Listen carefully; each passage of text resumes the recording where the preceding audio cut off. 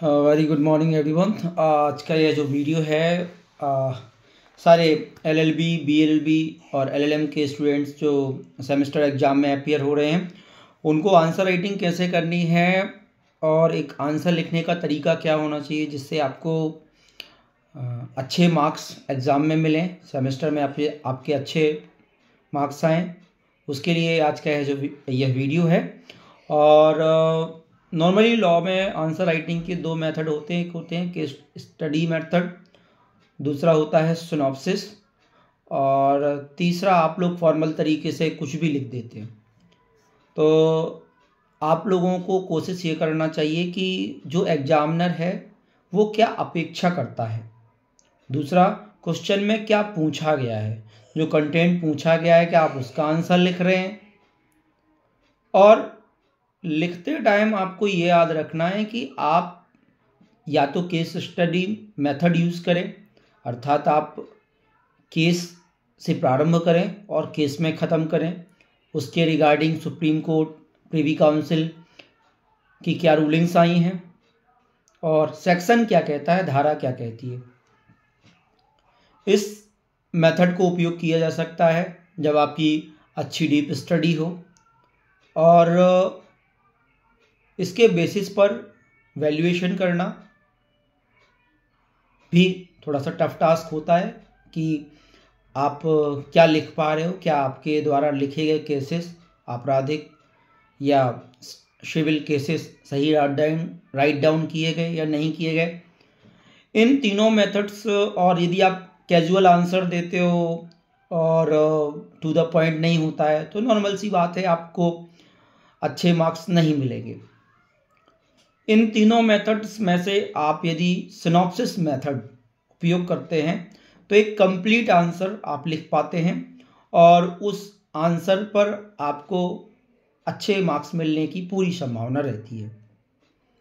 और एक एग्जामिनर की जो अपेक्षा होती है वो यही होती है कि आपको क्या उस विषय में आप जागरूक हैं, आपको उस कॉन्सेप्ट के बारे में आता है कि नहीं।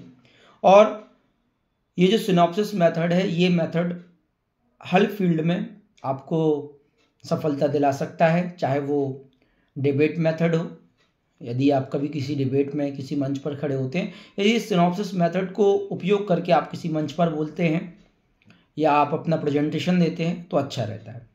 तो सिनॉप्सिस मेथड में आपको विशेषतः 5 पॉइंट का उपयोग करना पड़ता है। कभी कभी ये पॉइंट्स कम हो जाते हैं, कभी कभी ज़्यादा हो जाते हैं, लेकिन इन 5 पॉइंट्स पर आधारित ही आपका आंसर हो सकता है। और इन 5 पॉइंट्स को तो कंपलसरी आपको लिखना ही है, 5 पॉइंट्स आपको सिनॉप्सिस में बनाने ही हैं। एक्स्ट्रा जो होते हैं उसके बारे में मैं आपको इसी वीडियो में डिस्कस करूंगा, और बेसिक पॉइंट्स को इस वीडियो में मैंने बाद में क्लिप लगा के रखी है उनको आप हर अपने क्वेश्चन में अप्लाई करने का प्रयास करें। कभी कोई आंसर शॉर्ट नोट्स में आता है तो आप सिनॉप्सिस भले ही राइट डाउन ना करें, लेकिन जो मेथड है उस चीज़ को समराइज वे में प्रयोग जरूर करें, उन पॉइंट्स को उसमें राइट डाउन करें। तो चलिए, वो पॉइंट्स जिनके आधार पर आपको सेमेस्टर एग्जाम में, परीक्षा में लेख करना है वो ये है। पहला पॉइंट, नॉर्मली आप जैसे ही आप अपना आंसर प्रारंभ करते हैं, कॉपी का जो पेज है उस पेज पर आपको आंसर ऑफ क्वेश्चन नंबर, जो भी आप क्वेश्चन लिख रहे हैं, और लिखते टाइम ये चीज़ और आप याद रखें कि जो क्वेश्चन आपको बहुत अच्छा आता है पहले आपको वो अटेम्प्ट करना है, जिससे आपका कहते हैं फर्स्ट जो होता है, प्रथम चीज़ें होती है, उससे इंप्रेशन अच्छा जाता है एग्जामिनर पर। तो जब आप पहला आंसर लिखने जा रहे हैं तो उस पहले आंसर को जो आपको बहुत अच्छा आता है, बहुत अच्छा कंटेंट है आपके पास, वो आप लिखिए। तो कहते हैं जब आप किसी भी कहीं पर भी जाते हैं तो आपकी प्रेजेंटेशन शुरुआत की अच्छी होती है तो आगे चल के अंत भी आपका अच्छा हो जाता है। तो यहाँ पर आपको पहला क्वेश्चन जब भी जो भी आप लिख रहे हैं, क्वेश्चन नंबर 5 या क्वेश्चन नंबर 3, 2, जो भी आंसर ऑफ क्वेश्चन नंबर लिखना है। उसके बाद आपको लिखना है इंडेक्स, हिंदी में बोलते हैं इसको अनुक्रमणिका। इंडेक्स बनाइए और पहले पेज में आपको इंडेक्स ही बनाना है। चाहे तो आप लाइन छोड़कर भी लिख सकते हैं, जिससे आपका फाइल आपकी कॉपी जो कोई खुलता है तो वो देख लेगा कि हाँ इसने ये कंटेंट देखा है। बहुत सारे एग्जामिनर्स जो होते हैं वो कंटेंट देख लेते हैं, आपका इंडेक्स देखकर ही आपको नंबर दे देते हैं, क्योंकि समय उनके पास भी वैल्यूएशन के लिए निर्धारित समय होता है और हर कॉपी को इक्वल टाइम उनको देना होता है। तो आपको हर क्वेश्चन में पहले इंडेक्स लिखना, अनुक्रमण का। चाहे तो आप यहाँ पर इनके सिनोनिम्स देख लीजिए। इंडेक्स का सिनोनिम्स आप डालेंगे इंटरनेट पे तो आपको कई प्रकार के उसके नाम मिल जाएंगे, तो आप उन नामों को अलग अलग क्वेश्चन में उपयोग कर सकते हैं, जिससे आपके आंसर की वैरायटी आ जाएगी। जैसे आप सिनॉप्सिस 5 क्वेश्चन की सिनॉप्सिस बना रहे हैं और आपके पास 5 सिनोनिम्स हैं, तो आप देखेंगे कि उसकी वैरायटी आपको मिल जाएगी। तो पहला पॉइंट रहेगा आपका इंडेक्स का, जो हेड है वो लिखा रहेगा उसमें इंडेक्स अनुक्रमणिका। उसके बाद पहला पॉइंट होगा आपका इंट्रोडक्शन, प्रस्तावना। इंट्रोडक्शन प्रस्तावना में क्या लिखना है?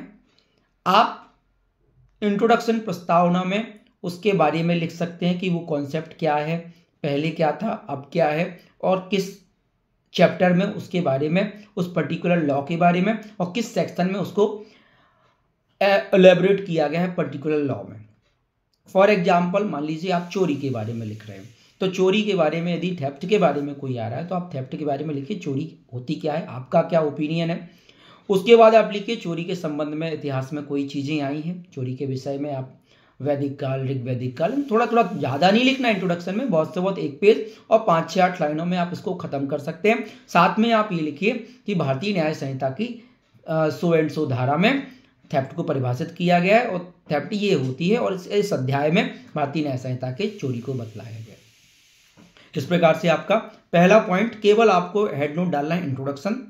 इंट्रोडक्शन में आपको उस संबंध में थोड़ी सी जानकारी देनी है जिस संबंध में पूछा गया है। दूसरा पॉइंट आता है मीनिंग एंड डेफिनेशन। हर क्वेश्चन में what do you mean by theft, give the essential of theft, या what do you mean by robbery, इस प्रकार से क्वेश्चन आएंगे। चोरी क्या है, चोरी के आवश्यक तत्व बताइए, चोरी क्या है, भारतीय न्याय संहिता में चोरी के प्रावधानों की व्याख्या कीजिए। इस प्रकार से क्वेश्चन पूछा जा सकता है। तो पहला इंट्रोडक्शन, दूसरे में आपको meaning and definition. Meaning and definition अर्थ एवं परिभाषा में आप चाहें तो नेट से सर्च करके कुछ राइटर्स की डेफिनेशन होंगी उनको आप लिख दीजिए, और उसके अलावा जो भारतीय न्याय संहिता में या किसी पर्टिकुलर लॉ में कॉन्ट्रैक्ट है तो कॉन्ट्रैक्ट में जो परिभाषा दी गई उन परिभाषाओं को 3, 4, 5 परिभाषाएं आप नोट डाउन कर दीजिए। इससे आपका लगभग 1.5 से 2 पेज भर जाएगा। तीसरा विषय आता है एसेंशियल एलिमेंट्स, आवश्यक तत्व। तीसरा, पहला इंट्रोडक्शन, दूसरा मीनिंग एंड डेफिनेशन, तीसरा एसेंशियल एलिमेंट्स, चोरी के आवश्यक तत्व, संविदा के आवश्यक तत्व, अपकृत्य के आवश्यक तत्व। इस प्रकार से आप अपने आंसर में उसके आवश्यक तत्व लिखिए। मान लीजिए चोरी के आवश्यक तत्व लिखें तो 4 पॉइंट आपको मिल जाएंगे।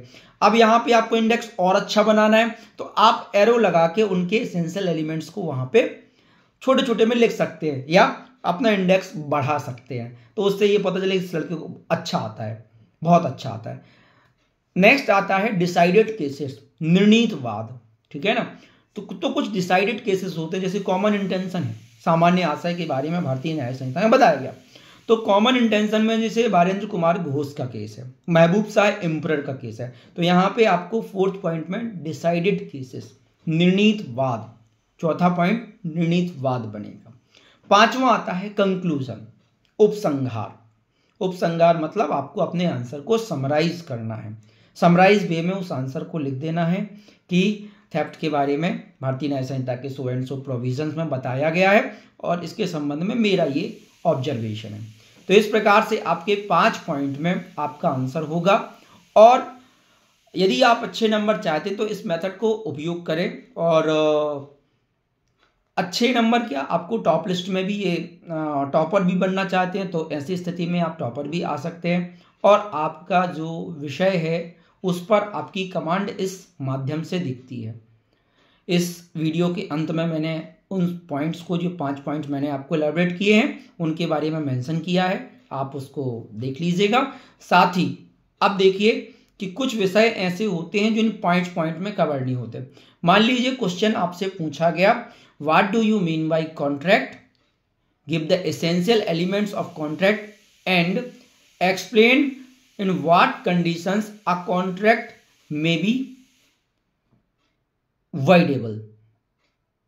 तो अब यहां पर आपका क्वेश्चन बढ़ गया। यदि आपसे क्वेश्चन में जो जो चीजें पूछी गई, मान लीजिए 3 हेड में क्वेश्चन को पूछा गया, तो आपने मीनिंग तो लिख दिया, डेफिनेशन लिख दी, एसेंशियल एलिमेंट्स लिख दिए, लेकिन एक हेड और आ गया कि वे कौन सी कंडीशंस हैं, वे कौन सी परिस्थितियां हैं जिनमें कोई कॉन्ट्रैक्ट संविदा शून्य करनी हो सकती है। तो आपको वहां पर एक हेडिंग और बनानी है, क्योंकि जो क्वेश्चन पूछा गया उसको एलैबोरेट करना है। तो वहां पर जब आप इंडेक्स में उस कंडीशंस को उसके बारे में लिख देंगे तो आपका आसानी से आंसर समझ में आ जाएगा कि इस बच्चे ने ये लिखा है। यदि एग्जामिनर जल्दी में है कॉपी चेक करने में तो वो देख लेगा जिसने बच्चे ने ये लिखा है, और उन कंटेंट के हिसाब से आपको अपने आंसर को फिट कर लेना है। यदि आपकी सिनॉप्सिस बहुत अच्छी है, इंडेक्स बहुत अच्छा है, तो ऐसी स्थिति में आपका आंसर आपको खुद लगेगा कि मैं शायद ज़्यादा लिख पा रहा हूँ, मेरे पास बहुत मटेरियल है, मैं लिख पा रहा हूँ। कभी कभी ये हो जाता है कि यदि हमें कोई चीज़ आपको ये नहीं लगेगा कि हमारे पास कंटेंट नहीं है। आपके पास हमेशा अच्छा कंटेंट रहेगा, बहुत सारा कंटेंट रहेगा, और आपके पास टाइम कम पड़ जाए लेकिन कंटेंट की कमी नहीं पड़ती है। और एक बात, सिलेबस का पूरा अध्ययन करके जाना चाहिए। हमें पूरा सिलेबस कुछ नहीं है तो उसके विषय के बारे में जानकारी होनी चाहिए। सिलेबस यदि अच्छा आता है तो आपका कोई भी क्वेश्चन गलत नहीं होता है। नेक्स्ट बात, एक बात और ये याद रखिएगा, जब आप सिलेबस को बहुत अच्छा पढ़ के जाते हो तो आपका आंसर गलत नहीं होने वाला। और यदि आप आंसर लिख रहे हैं, एक टाइम मैनेजमेंट, एग्जाम के दौरान समय प्रबंधन जरूर रखें। फॉर एग्जाम्पल जैसे BA-LLB में 6 क्वेश्चन आने हैं, यूनिट से 2-2 क्वेश्चन आते हैं, लास्ट में शॉर्ट नोट्स होता है, तो आपके पास 3 घंटे का समय है। 3 घंटे मतलब 30-30 मिनट। जब आप पहला आंसर लिख रहे होते हैं तो आपकी टाइमिंग बढ़ जाती है और आपके पास बहुत कुछ मटेरियल, आप देखते हैं कि आपके 2 आंसर लगभग 1.5 घंटा ले जाते हैं। तो ऐसी स्थिति में घबराना नहीं है, वहीं पर अपने आंसर को अपने माइंड पर, अपनी राइटिंग पर कंट्रोल करके उसको लिखना है। कभी कभी ऐसा भी हो जाता है आंसर राइटिंग लिखते टाइम कि जब आप आंसर लिख रहे थे, उस आंसर लिखते टाइम आपके पास पीछे समय कम रहा। तो एक बात और, अटेम्प्ट टू ऑल क्वेश्चंस, सारे क्वेश्चंस आपको अटेम्प्ट करने हैं। ऐसा नहीं कि 4 क्वेश्चन आपने बहुत अच्छे लिखे और 2 छोड़ के आ गए। हम कहते हैं चारों में थोड़ा कम कम लिखिए लेकिन अटेम्प्ट पूरा कीजिए। क्यों? क्योंकि यदि आपने अटेम्प्ट पूरे नहीं किए तो आपको मैक्सिमम मार्क्स तो मिल जाएंगे लेकिन वो 4 क्वेश्चन में मिलेंगे। लेकिन यदि आपके पास टाइम कम पड़ गया, आपने थोड़ा कम भी लिखा लास्ट में और आपने अटेम्प्ट किए पूरे क्वेश्चन, तो आपको बहुत अच्छे नंबर मिलते हैं और वो आपकी मार्किंग को बढ़ा देते हैं। लेकिन यदि आप क्वेश्चन स्विच करके आते हैं, छोड़ के आते हैं, तो ऐसी स्थिति में आपको नंबर कम मिलेंगे। इसलिए ध्यान रखिएगा कि अटेम्प्ट ऑल क्वेश्चंस, कोई भी क्वेश्चन छोड़िएगा नहीं, जिससे आपके बहुत अच्छे नंबर आएंगे। ये फंडा चाहे आप सिविल जज में बैठ जाइए मेंस देने के लिए या किसी भी एग्जाम में, यदि माइनस मार्किंग नहीं है तो आपको सारे क्वेश्चन अटेम्प्ट करना चाहिए, ऐसा मेरा ओपिनियन है। यह वीडियो आपको आपके एग्जाम में एक अच्छी सफलता दिलाएगा और नो डाउट आपके बहुत अच्छे नंबर आ रहे हैं। आपने कॉन्सेप्ट को पढ़ा हुआ है और यदि ये वीडियो आपने देखा हुआ है तो आपने जो कॉन्सेप्ट पढ़ा हुआ है उस कॉन्सेप्ट को इस सांचे में रख दीजिएगा, इस सिनॉप्सिस में मेंशन कर दीजिएगा, तो आपके नंबर, मेरा ये दावा है कि आप, यदि आपका कॉन्सेप्ट अच्छा है और इस फ्रेम में आप रख देते हैं, हर क्वेश्चन में आपके 2-2 नंबर बढ़ जाएंगे, अर्थात आपके लगभग 15 से 20 नंबर इस वीडियो के माध्यम से बढ़ेंगे। सिनॉप्सिस मेथड हमेशा उपयोग कीजिए और जब लॉन्ग टाइप आंसर्स आते हैं तो ऐसे टाइप क्वेश्चंस को ऐसे वे में ही रखना पड़ता है।